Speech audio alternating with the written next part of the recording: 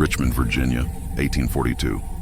They said her voice could stop a man's heart, and perhaps, one night it did, beneath the slow drifting fog of the James River, where the cypress trees bent like mourning women. The sound began, faint, trembling, and otherworldly. It rose with the mist, wove through the slave quarters, and drifted up to the mansion porch where candles still burned in their brass holders. The voice was that of Harriet, a girl barely 16, born in bondage, yet singing like she had borrowed her notes from heaven. Those who heard her would later swear the song wasn't of this earth. Some said it was a hymn learned from her mother before the auctions tore them apart. Others whispered it was a ghost's lament, a melody older than the river itself, the kind the Africans once sang in the dark hulls of slave ships when there was nothing left but faith and despair. That night, the overseer, Mr. Kellum, leaned from his window to listen. He spat his tobacco, cursed under his breath, and muttered, "Damn girl's bewitched." He wasn't wrong, but he wasn't right either. Harriet's life had begun in the low quarters of the Whitfield plantation, a vast spread of tobacco fields just outside Richmond, owned by the aging patriarch, Colonel Abram Whitfield. His estate stretched beyond what the eye could see, white fences, oak-lined lanes, and barns fat with harvest. But beneath the beauty lay rot. Every fence post had been driven by the hands of the enslaved. Every brick in the grand house was bought by sweat and pain. Harriet's mother, Lydia, had once been the colonel's cook, a woman known for her quiet dignity and skill in the kitchen. When Lydia disappeared one autumn evening in 1838, no one asked why. The colonel simply replaced her by morning. Some said she had run north. Others said she had been sold quietly, but Harriet knew better. She had found her mother's headscarf buried beneath the cypress tree behind the smokehouse, and she never forgot. Years passed, and Harriet grew into a girl of striking grace.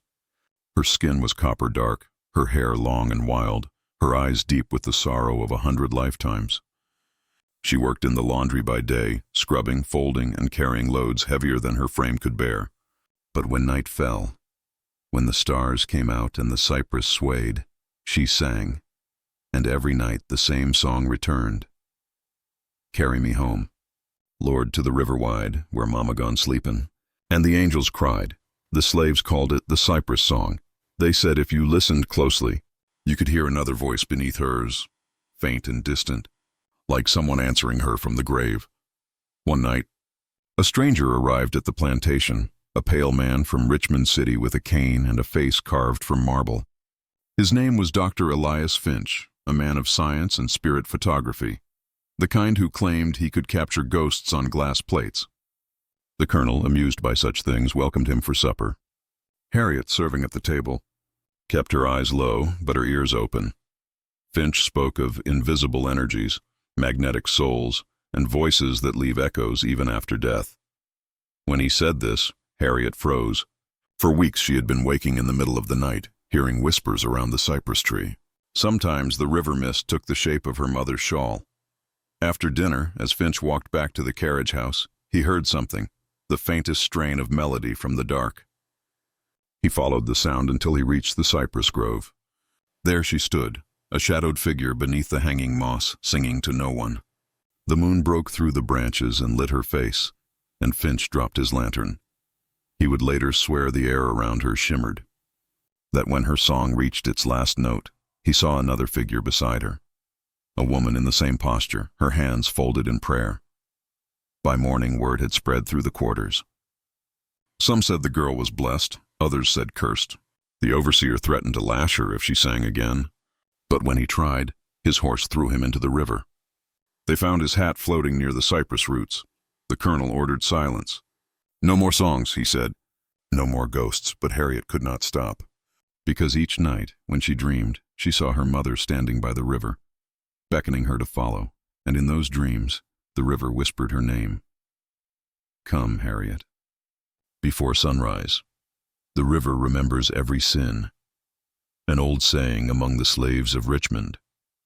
For 3 nights after the overseer's death, silence hung over the Whitfield plantation like a curse. The fields were still. Even the hounds refused to bark. Yet from the cypress grove came that same faint hum, Harriet's forbidden melody, softer now, as if she were afraid the night itself might betray her. Colonel Whitfield drank more than usual those evenings. His wife, bedridden and fevered, muttered strange things in her sleep. Of shadows moving by the window, of a woman singing by the river. The house servants whispered that the mistress's sickness had begun the same night Harriet's mother disappeared years ago. The white folks said coincidence. The slaves said the river wanted payment. Meanwhile, Dr. Elias Finch could not sleep. The image of that girl beneath the cypress haunted him. The way her face had seemed both living and spectral. A man of science, he had no patience for superstition, yet something about her voice had unsettled him deeply. He told himself it was curiosity, not fear, that drew him back to Whitfield's land before dawn. He carried with him his wooden camera, a massive contraption of brass and glass, along with the fragile chemicals that could seize light itself. He believed if he could capture Harriet in the act of singing, he might prove his theories of spiritual resonance. That emotion could imprint itself upon the air. That sorrow could bend light. He found her exactly where he expected, at the cypress grove, standing barefoot in the mist, her dress clinging to her like smoke. She did not flinch when he appeared. Her eyes, dark as wet soil, studied him calmly. "You shouldn't be here," she said, her voice low. "Nor should you," Finch replied, setting down his camera. "The colonel forbade it." "The colonel don't own the night," she said. Her words struck him. For a moment he almost believed her, that the darkness, the song, the river itself belonged to her. He begged her to sing again, promising no harm. Reluctantly, she agreed. As she began, the first faint rays of dawn touched the water, and Finch's lens opened. He swore later that the air thickened, that the mist around her began to glow. When he developed the glass plate hours later, his hands trembled. For within the photograph, standing beside Harriet, was the faint outline of another woman, her face half hidden, her hand upon Harriet's shoulder. He brought the picture to the colonel, eager to boast of his discovery. But the old man's expression changed from intrigue to fury. He slammed his fist upon the table. "Burn it," Whitfield ordered. "Whatever devilment that is, it has no place here." Finch hesitated. "Sir, I said burn it." That girl's mother was trouble enough. "I won't have another witch on my land." The word hung heavy in the air. Witch. Outside, thunder rumbled. The day darkened, though the clock struck noon. That night, Finch crept into the carriage house and hid the photograph inside his satchel. He intended to take it back to Richmond to show his colleagues proof of the unseen. But before he could leave, the hounds began howling. Someone was singing again, louder this time. Finch rushed toward the river, his lantern swinging wildly. There she was, Harriet, standing ankle-deep in the water, her hair loose, her eyes closed. The storm winds tore through the trees and lightning illuminated the figure beside her. The same spectral woman from the photograph. "Harriet," he shouted. "Step away." She turned her head slowly, and her voice broke into a whisper. "She's calling me home." A sudden flash split the sky. The cypress groaned and cracked. When Finch reached the shore, she was gone. Only her shawl floated upon the river. The storm raged through the night.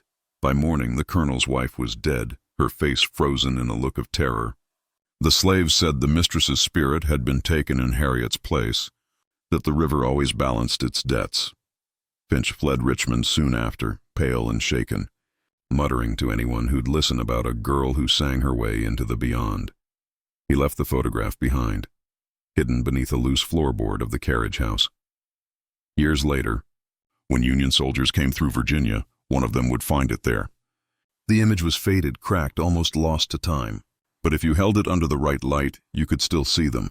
The girl beneath the cypress tree, and the faint, reaching hand of the woman beside her. Some songs die when the singer's gone, but some keep breathing through the walls. From the testimony of Martha, Whitfield housemaid, 1843, it had been 3 weeks since Harriet vanished into the river.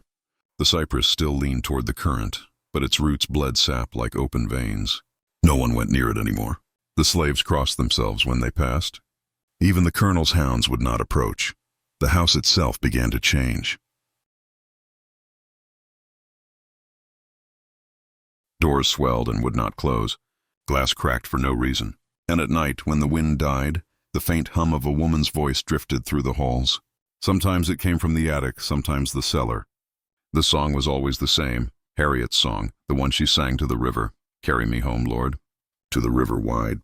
At first, Colonel Whitfield dismissed it as the slave's whispering madness. But when he heard it himself, low, sorrowful, and unmistakably human, he poured himself another glass of brandy and swore never to speak of it. The nights grew longer. His wife lay buried on the hill, but her scent of lavender still haunted their bedroom. The colonel began seeing things at the edge of lamplight. A girl's silhouette, bare feet trailing water across the floorboards. One night he shouted, "Lydia, leave me be!" and fired his pistol into the dark. The shot echoed through the mansion, but nothing fell. The next morning the bullet was found lodged in a portrait of his father. Down in the quarters, the slaves spoke in low tones. They said the river had claimed Harriet not in anger, but in mercy, that she had crossed over to join her mother. Yet the living still owed a debt. The overseer's replacement, a cruel man named Harlan, mocked the talk of ghosts. "Ain't no spirit ever whipped a man," he sneered. That evening they found him in the stables, eyes wide open, a look of terror frozen on his face. No mark upon his body, only the faint scent of river water on his clothes. From then on, the slaves called the place the house that kept her song. Among the few who remained loyal to the Whitfields was Martha, an elderly housemaid who had raised Harriet as her own. In her old age, she would tell her story to anyone who'd listen, a trembling account written down by a Union chaplain years later.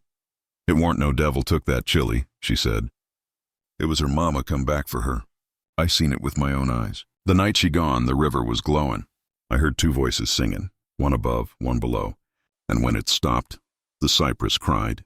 She spoke of how, after Harriet vanished, every mirror in the big house fogged at the same hour each night. Faces appeared in them, some known, some long dead. The colonel ordered the mirrors covered with cloth. He burned sage, hired a preacher from town to bless the property. The preacher lasted one night. He fled before dawn, muttering, "There's a woman by that tree who ain't of this world." By spring, the fields lay untended. Crops failed, animals sickened. The colonel grew thinner, his hair white, his mind frayed. He was seen walking toward the river at sunset, speaking softly as though to a child. "I didn't mean for it," he whispered once, his reflection trembling in the water. "You were never meant to suffer, Lydia." But the river gave no answer. Then one day, a letter arrived from Richmond, from Dr. Elias Finch. His words were shaky, desperate, written like a confession. "Colonel, I lied. I did not burn the photograph as you commanded. It survives, and God forgive me, it grows darker with each passing moon. The woman beside the girl, she's no longer faint. Her face is clear now, and she looks at me when I dream." Whitfield never replied. The letter was found unopened in his study years later, its seal unbroken. In the months that followed, servants fled. The plantation, once bright with wealth, fell into ruin. By 1844, vines crept up the columns, shutters hung loose, and the grand Whitfield mansion stood empty, except for the echoes. At night, travelers passing along the James River claimed to hear singing from the abandoned estate, two voices entwined in harmony. Some swore they saw lantern light moving among the cypress roots. Others said the air near the tree glowed blue as a candle flame. No one dared go close, and yet, when spring returned, wild lilies grew thick along the river bank, their petals white as bone. The slaves who had escaped north said it was Harriet's doing, that she had turned sorrow into bloom. "She gone," Martha said, "but her song ain't. It's buried in the wood, in the walls, in the water. You can't kill what been sung with love. The South is filled with graves that never got crosses, and songs that never stopped singing." Letter of Lieutenant Henry Ward, 1863. By the spring of 1863, the Whitfield plantation was no longer a home, only a husk of one. The white columns leaned like old men, ivy strangled the porch, and the shutters clattered like bones in the wind. The war had gutted Virginia, and the James River ran red more often than blue. The Union Army moved through Richmond's outskirts that April, burning what was left of the Confederacy's pride. Among them rode Lieutenant Henry Ward, a Northern officer with sharp eyes and a scholar's heart. He was a man of reason, fond of structure, and averse to tales of spirits and spells. When he was ordered to use the abandoned Whitfield estate as temporary quarters for his regiment, he felt only mild curiosity. But when he first stepped inside the great hall, the air shifted, heavy, expectant, as if the house itself was listening. The soldiers set up camp in the lower rooms. Dust floated through the sunlight like drifting souls. Henry noticed strange details. A child's shoe beneath the staircase, an old piano covered in cobwebs, and along one wall, faint writing scratched into the plaster. "Mama, come carry me home." The men joked it was a love note, but Henry traced the letters with his gloved hand. Uneasy, that night as the soldiers played cards, a voice rose from the distance, soft, melodic, and sorrowful. It seemed to come from the river. At first they thought it was the wind. But when the tune grew clearer, distinct words threading through the night, the laughter stopped. "Carry me home, Lord, to the river wide." The same verse, again and again, until the men could not bear it. One fired his rifle into the dark.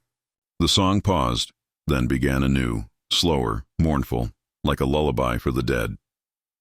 By morning, fog blanketed the river. One soldier was missing, Private Cale, a boy of 19. His footprints led toward the cypress grove, ending at the water's edge. Only his cap remained, caught in the roots. Henry wrote in his journal, "There is music here that should not be. I feel it in the boards, in the breath I draw. The air tastes like sorrow." While inspecting the old study days later, Henry found a loose plank behind the colonel's desk. Hidden inside was a small wooden box wrapped in oilcloth. Within lay an old glass photograph, blackened by age, yet still faintly visible. He held it to the light. There she was, the girl beneath the cypress tree, and beside her a pale, ghostly woman, one hand resting upon the girl's shoulder. Harriet and Lydia. The lieutenant felt a chill crawl through him. When he tilted the glass, the reflection caught his own face. And for an instant, it seemed there were three figures in the image. That night, he dreamed of the river.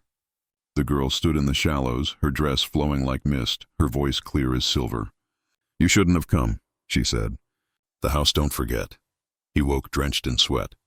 The photograph lay beside his bed, though he had left it in the study.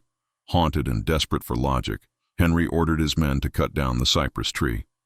"If it is the source of superstition, we'll end it," he declared. But the locals, freedmen, runaway slaves who lingered near the plantation, begged him not to. An old woman warned, "That tree holds the souls of them what couldn't leave. You chop it, and the river gon' take you too." Henry ignored her. He was a man of the Union, of progress, of reason. On the morning of the cutting, the sky turned the color of lead. The men swung their axes, and each strike echoed like thunder. Sap bled from the bark, thick and red as blood. Then, from nowhere, the song began again, louder than ever. "Carry me home, Lord." The river swelled. The horses screamed. The wind howled through the branches like a choir of the damned. The soldiers dropped their axes and fled. But Henry stood his ground, shouting, "I don't believe in ghosts." A branch snapped, striking him across the temple. He fell to his knees, dazed. And in that half-light he saw her, Harriet, standing where the roots met the water, her eyes filled with both sorrow and fury. "You can't silence what was never heard," she said. The river surged, pulling him toward it. When his men found him hours later, he was kneeling in the mud, staring at the stump where the tree had stood. His hair had gone white at the edges. He spoke only once before he left the plantation forever. "She's not a ghost. She's a memory that sings." After the war, locals said the song finally ceased. But on nights when the mist rose thick and the moon lay low over the James, some swore they still heard it, a faint melody weaving through the cattails. The cypress never grew back, but lilies still bloomed there every spring, white as breath, silent as forgiveness, and those who knew the tale said the river had not gone quiet. It had merely learned to whisper. When a man buries a sin beneath the earth, he plants a seed that will sing its way back to daylight. Old Virginia proverb. 1871. By the time the war had ended, the Whitfield plantation was little more than a ruin swallowed by vines and silence. The great house stood hollow, windows shattered, the porch sagging under years of neglect. Yet even in ruin, the place breathed. Those who dared to step inside said the air smelled faintly of tobacco smoke and river water, as if the ghosts of the old days had never left. It was in those years, during the slow reconstruction of Virginia, that a man named Reverend Silas Morrow came to the abandoned estate. He had been tasked with cataloging the property for the new government. A modest, God-fearing man, he was used to decay. But the Whitfield house unnerved him. The first thing he noticed was the whispering. It came from the walls, not words exactly, but a rhythm, a hum, like someone singing from behind the plaster. He told himself it was the wind, until he found the book. Behind the fireplace bricks in the colonel's old study lay a small leather-bound volume wrapped in oilcloth, cracked, yellowed, and still faintly smelling of smoke. On its first page, scrawled in trembling ink, was the name Colonel Abram Whitfield, Richmond County, 1843. The entries began politely. Plantation ledgers, crop tallies, names of slaves, figures of debt. But as the pages turned, the handwriting grew uneven, the tone darkened. By the final entries, the colonel no longer wrote like a master of land. He wrote like a man pursued by something he could not outrun. February 12, 1838. I have done what cannot be undone. Lydia defied me. She threatened to leave with the child, my child. I could not allow it. The blood of a Whitfield must not run wild among the quarters. God forgive me. Reverend Morrow paused there, his hand trembling. The page beneath had been smeared as if by tears or rain. March 3, 1838. The river knows. Every night I hear her song beneath the cypress. I told them she ran away, but I see her face in the water. Lydia was not meant for chains. Perhaps I was the one bound. April 1st, 1838. The girl Harriet carries her mother's eyes. When she sings, I cannot breathe. It is as though Lydia herself stands before me. I hear their voices joined now, mother and child. They sing beneath my window. The overseer thinks me mad. Reverend Morrow turned another page, and a small folded sheet fell out, brittle with age. On it, written in a woman's delicate hand, was a single verse. If I should fall to the river's keep, lay not my bones in the master's ground. The water will remember me, and sing me home when my child is found. The Reverend sat in stunned silence. He understood then. Lydia had not fled. She had been taken to the river, by the colonel's own hand or his order. And Harriet's song, years later, was not merely grief. It was the river returning the truth. I see her now, both of them. The cypress bends to listen when they sing. I have woken to find my boots wet, my floor streaked with mud. They come closer each night. I have burned the photograph, yet still their faces bloom upon my wall when the moon rises. I would confess, but to whom? The Lord won't hear me. The river will. That was the last entry. The next page was blank, except for a dark ring of water that had seeped through from somewhere, as though a drop from the ceiling had fallen right upon his words. Yet when the Reverend looked up, the ceiling was dry. That evening, Morrow carried the journal down to the riverbank, intending to pray for the man's soul. The sun was setting, the same amber hue the colonel had once watched fade behind the cypress tree. As the Reverend knelt, the wind rose. From across the water came the faintest sound, a woman's humming. Then another voice joined it, younger, purer. Carry me home, Lord, to the river wide. Morrow's eyes filled with tears. He dropped the journal into the river, whispering, then let the river have him. The book floated for a moment, then sank, drawn into the slow, deep current. And as it vanished, the water rippled once, like something exhaling. From that day on, no one saw the colonel's ghost again. But when the moon was high and the cypress grove stirred, travelers still swore they saw two figures walking by the water, a woman and her daughter, their joined voices drifting through the mist, sweet and sorrowful, forgiving and eternal. Some images do not fade with time, they only wait for the eyes brave enough to look again. From the notes of Dr. Elias Finch, 1877, it had been 34 years since the night Harriet vanished beneath the cypress tree, and nearly as long since Dr. Elias Finch had last seen the cursed photograph that haunted his dreams. He had grown old now, a man bent by time and sickness, his hair white, his hands trembling with the palsy of guilt. He lived alone in a small townhouse on the edge of Richmond, surrounded by relics of a forgotten science, cracked glass plates, brass lenses, and half-broken tripods. His neighbors called him the light keeper, though no one truly knew what he studied in that dim-lit attic. But every night, when the oil lamps flickered and the wind rose from the river, Finch heard the faint echo of a woman's song, carried through the open shutters as though time itself refused to let him rest. One evening in late October, as mist rolled through the streets, a knock came at his door. It was a young archivist from the University of Virginia, clutching a parcel wrapped in aged canvas. "Sir," the boy said, This was recovered during the restoration of the old Whitfield property. It bears your name. Inside lay a wooden box, the same one Finch had hidden beneath the floorboards decades before. He opened it slowly, and there, untouched by dust or decay, was the glass photograph. At first glance, it seemed unchanged. The cypress grove, the faint outline of the girl, the river behind her. But as he tilted it toward the lamplight, his breath caught. There were now 3 figures in the frame, Harriet, Lydia, and between them, the faint outline of himself. He dropped the plate, nearly shattering it. The air in the room thickened, the lamp flame flickered blue, and then, from somewhere far off, or perhaps from within his own memory, he heard it again. "Carry me home, Lord." He clutched the edge of the table, trembling. "No," he whispered. Not again, but the photograph's surface began to shimmer, as though the light itself was moving beneath the glass, rippling like water. Haunted by what he saw, Finch did the unthinkable. He returned to the ruins of the Whitfield plantation. The road was half swallowed by weeds, the air thick with the smell of damp earth and decay. The house still stood, tilting like an old gravestone, windows hollow, vines crawling up its broken ribs.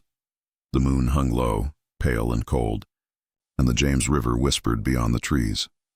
He carried the photograph with him, cradled in cloth like a relic. As he approached the cypress grove, he felt the old weight of memory press upon him. The night she sang, the light in her eyes. The way the river had swallowed her without a sound. There was no tree now, only the stump, gnarled and gray, half buried in the mud. He knelt beside it, his breath shaking. "I tried to understand you," he said aloud. "I wanted to prove that the soul leaves traces." "I never meant to steal your rest," the wind answered with a low moan through the reeds.